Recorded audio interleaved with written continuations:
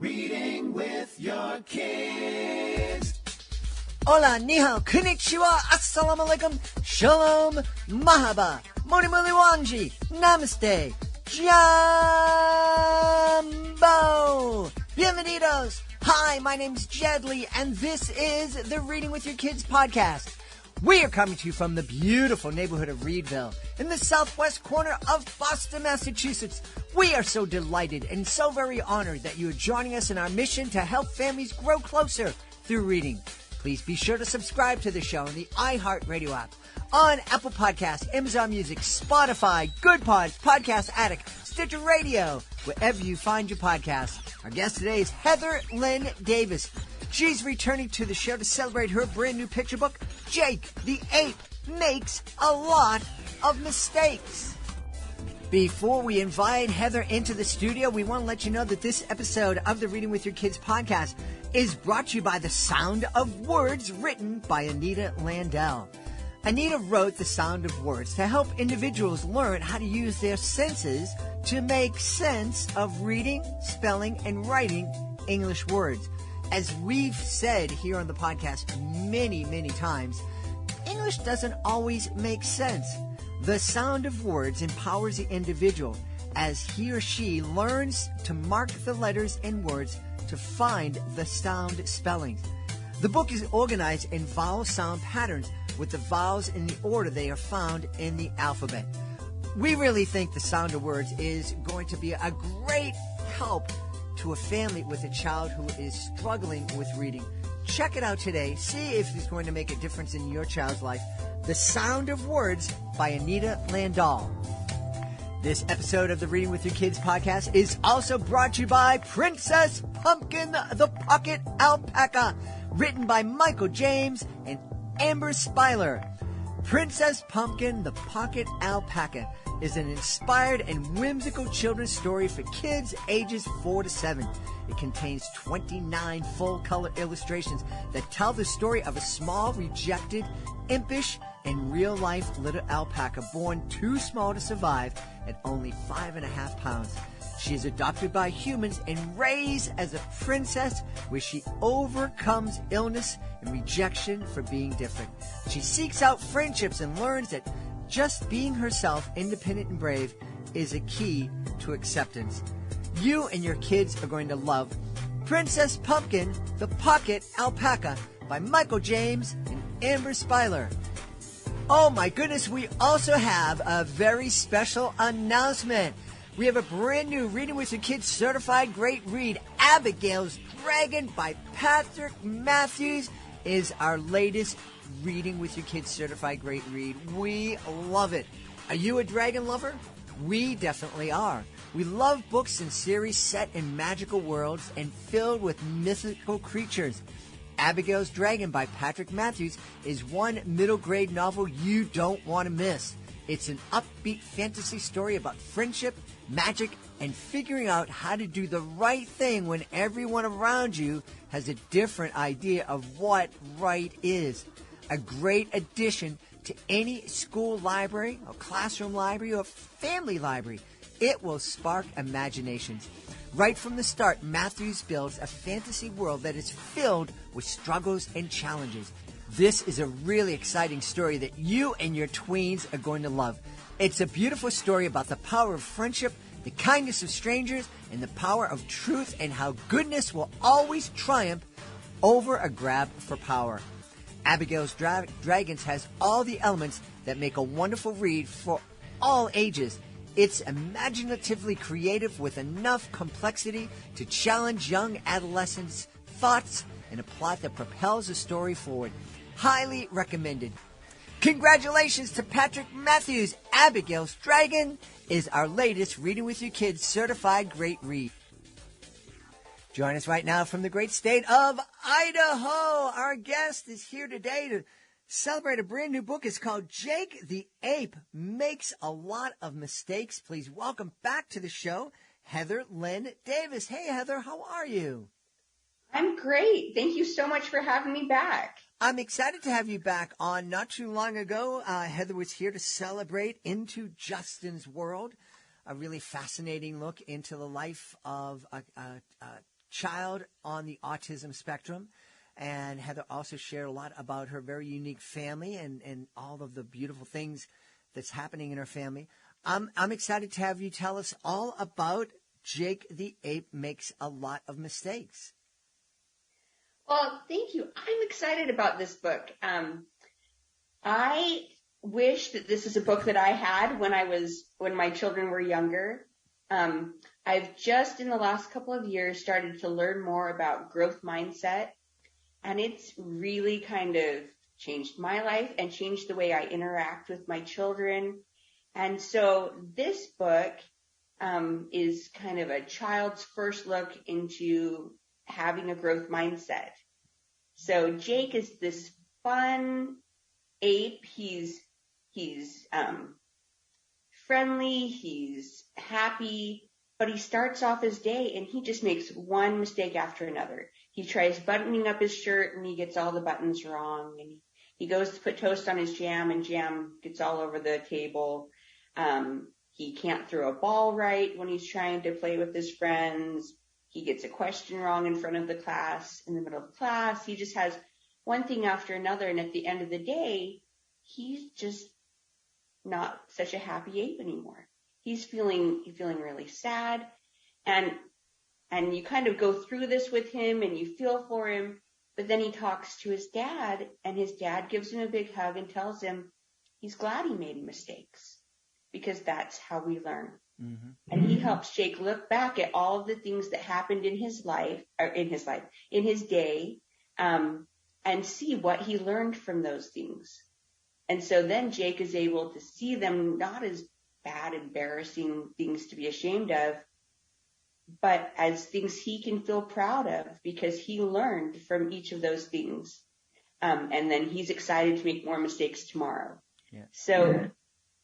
I'm just excited about this, because I think that in our society, just more than ever, there's this pressure for even little kids to feel perfect. If you make a mistake, hide it. Don't let anyone know you don't know the answer. Don't let anyone know you got something wrong. And I mean, that's how we learn. If we're not making mistakes, we're not pushing ourselves, and we're not reaching our full potential. Yeah. You know, the idea of teaching kids to sit back and reflect on their day.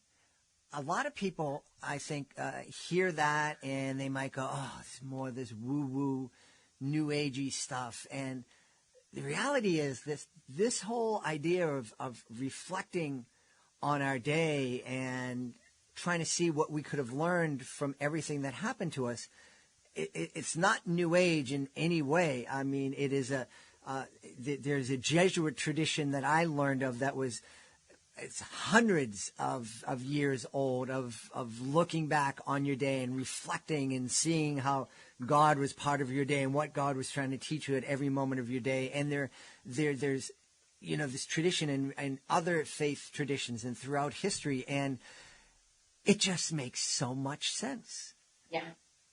Yeah. Well, and the fact is that, you know, we do look back on our day, whether we're doing it consciously or not, right?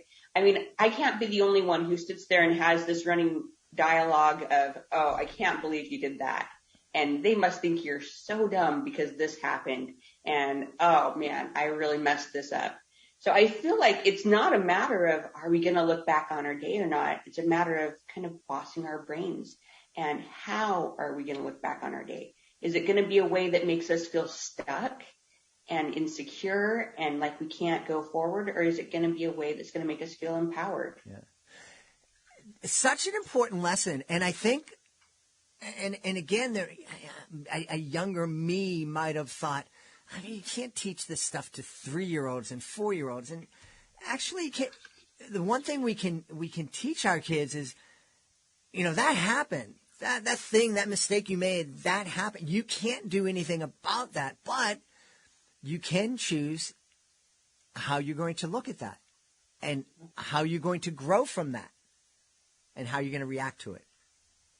Yeah. And, you know, you think about when kids are learning how to walk, you know.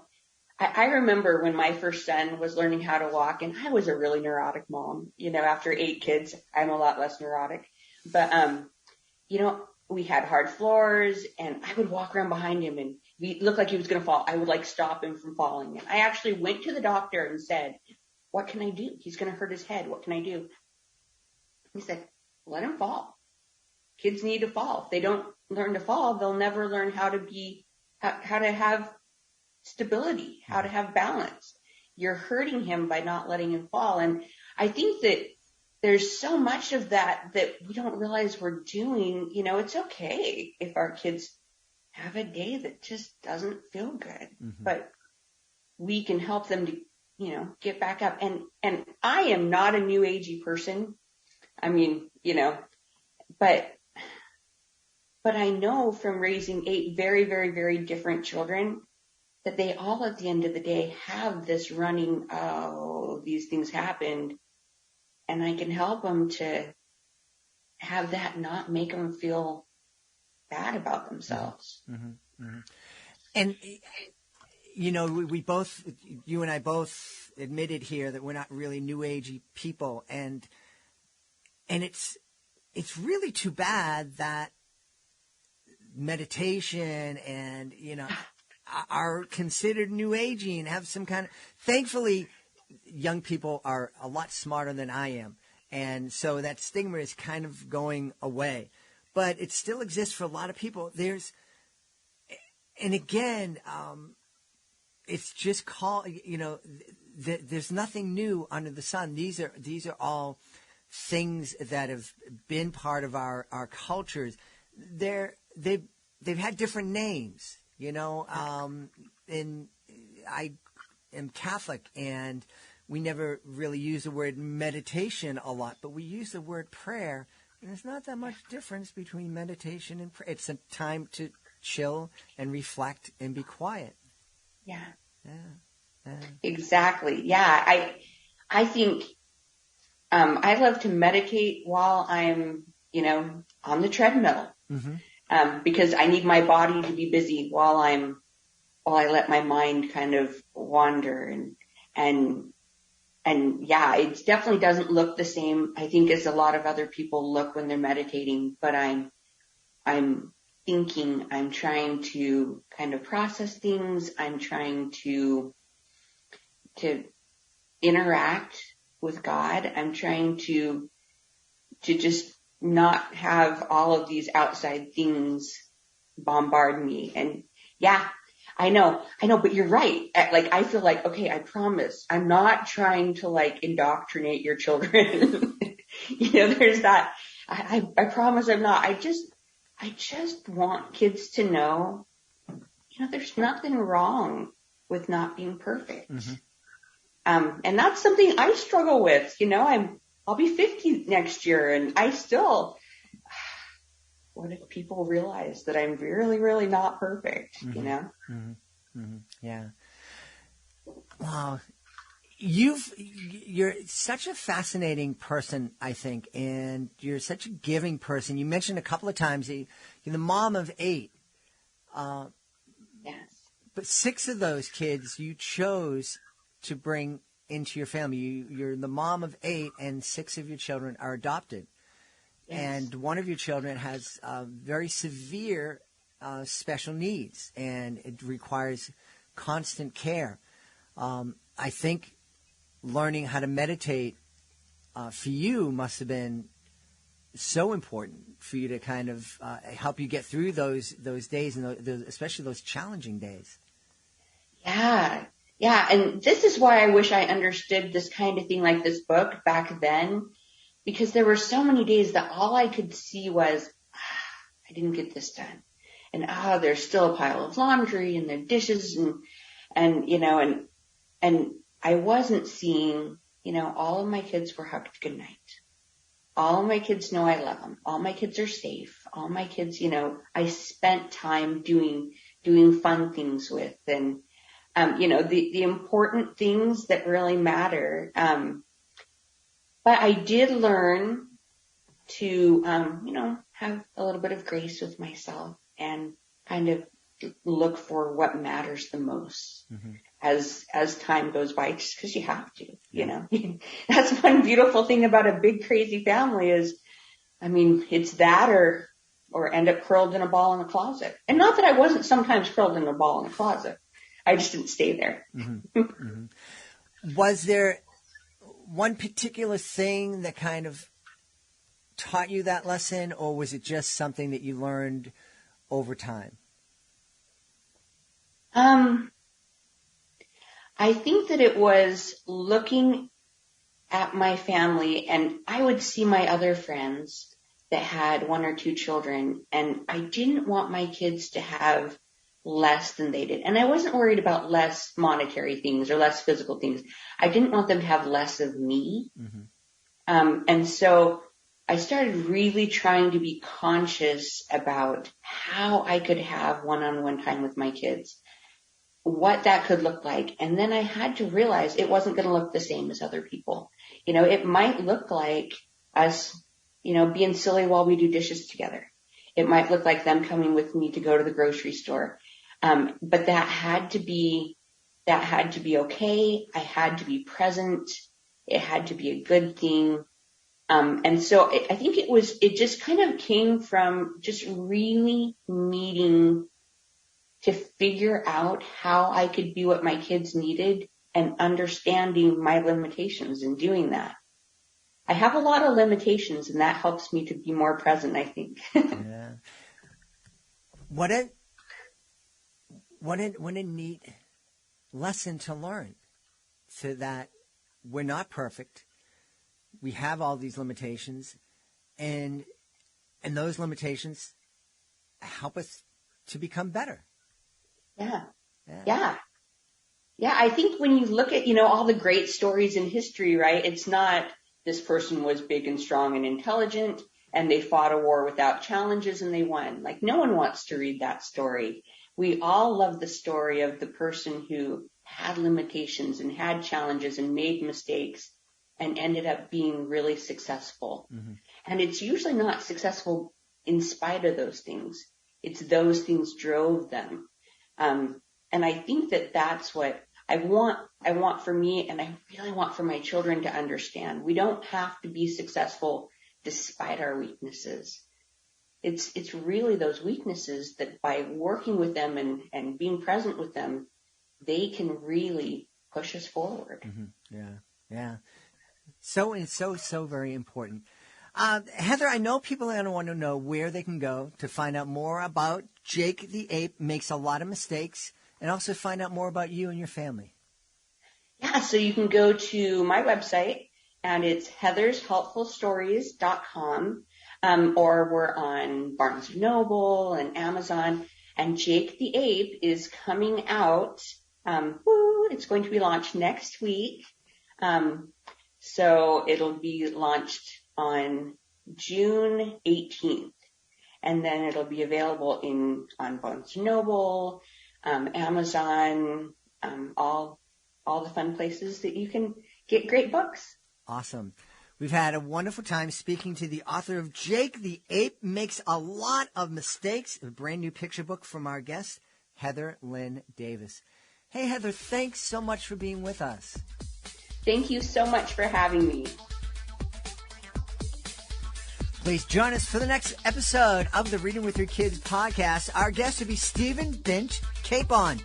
He'll be joining us from Berlin, Germany to celebrate Oslo, or the whale whose tail looked a bit like a Wellington boot. It's a really fun interview with a really interesting guy. That's the next episode of the Reading with Your Kids podcast. Hey, are you the author of a fantastic children's book? You are?